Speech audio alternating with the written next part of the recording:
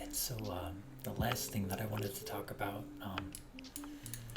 you said you wanted to bring this guy into Mudbox. I haven't used Mudbox in so long, but I remember it's such a nightmare to work with.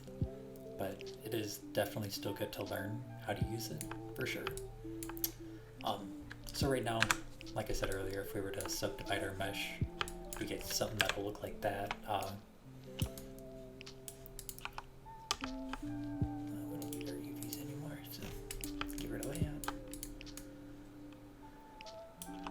Gosh. So I'm gonna just clean this guy out.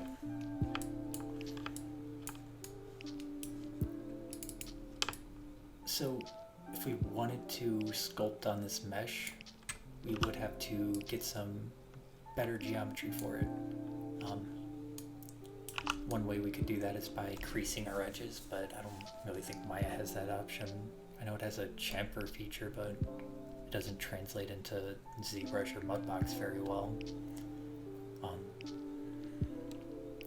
the side note, what we could do is just insert edge loops, but in the end, this is going to end up driving our polygon up a lot. Like right now we're at 10. Let's just see how far we go. Let's split the middle. Don't need that anymore. Pull that here, there. This guy's here.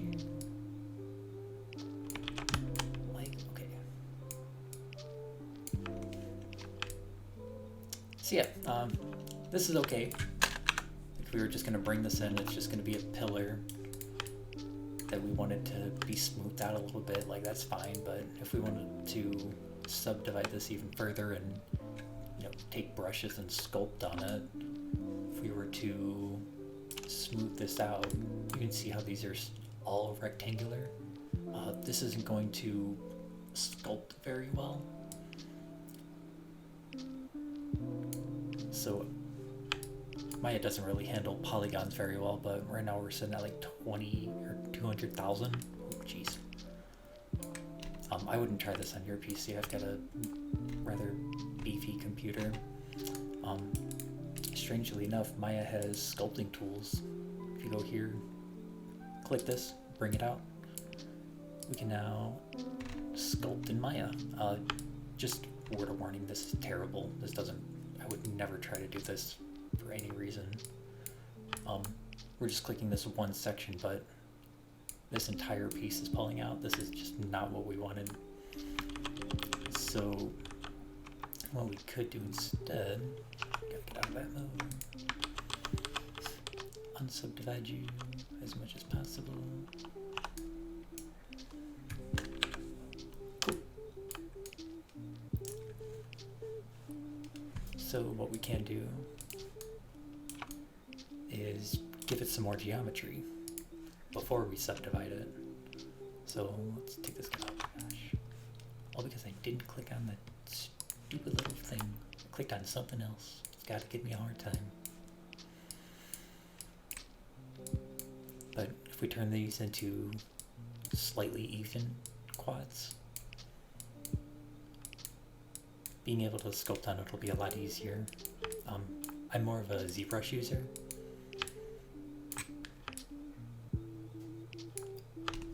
So in ZBrush, it kind of just does this stuff for you. You don't really have to think about it. ZBrush doesn't want you to like take away from working. They just want you to get in there and do it. Like, this is all tedious work. And if you're to subdivide this, like now we've got more even geometry than we had before. Like this still isn't perfect by any means, but it's better than what we had. What are we at? 20,000, 80,000. I don't want to go anymore. That's probably fine. But yeah, if we were to go here, go into our sculpting tools, all of a sudden it just works so much better. Geez, I know these as different names. So I basically want a clay brush. This is just gonna like, yeah, do a little bit. One thing you could do is the foamy brush and invert it, and then pull that strength way down. way down.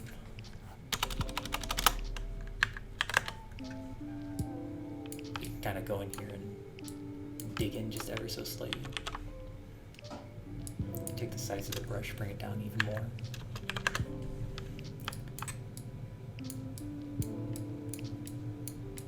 Might not look like a whole lot because you can't really see what you're doing.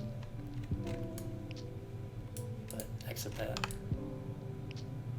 I guess I had a little too light.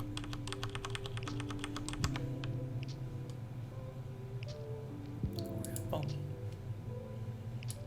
Let's go see that bone one. Yeah, a little bit. Still a little hard to see, but.